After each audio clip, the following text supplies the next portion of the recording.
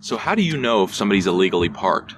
Let's take a brief look at that in this short guide to illegal parking and the ADA.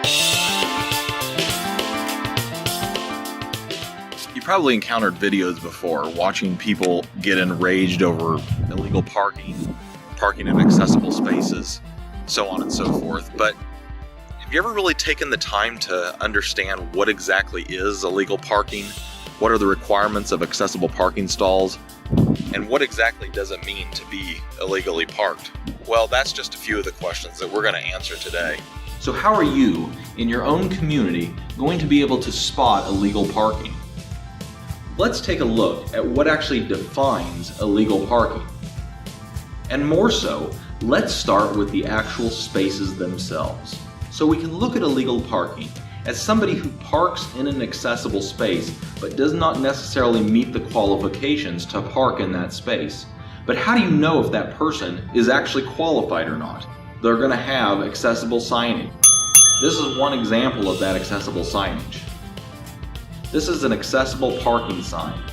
Another way to define somebody who can park in an accessible space is somebody who has an accessible parking tag in the rear view mirror of their car.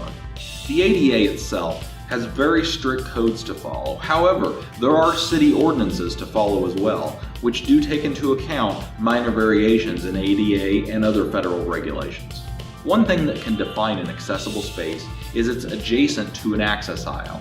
An access aisle is a striped off area that allows for a clear path of travel and also serves as a loading and unloading zone. Accessible spaces themselves, as defined by the ADA, are an 8-foot wide space with a 5-foot access aisle. ADA accessible spaces, as defined by the ADA itself, require an 8-foot space with a 5-foot access aisle. Van accessible spaces, defined by the ADA, must meet a minimum of an 11-foot space adjacent to a 5-foot access aisle. Defining an accessible space can be difficult. For instance, in our area, we go by something called universal parking, which means that every space must be 11 foot adjacent to a 5-foot access aisle, or a combination thereof. This, on a more technical level, makes every space van accessible. There's also an issue with signage. Signage, as defined by the ADA, must meet certain minimal guidelines. 60 inches from the bottom of the sign to the clear floor space must be met in order to be an accessible space. In addition, the actual sign itself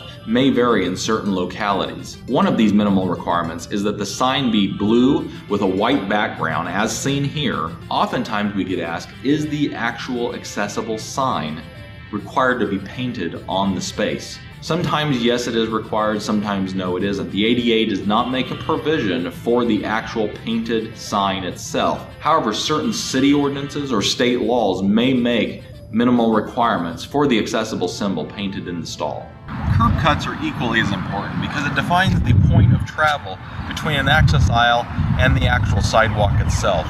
As you can see, this is what's called a zero transition curb cut. It allows easy access from an access aisle to a path of travel. Another feature of accessible spaces is the slope. According to new ADA guidelines, a slope must fall within a ratio of 1 in 48, or 2.08%. This is for both running slope and cross slope.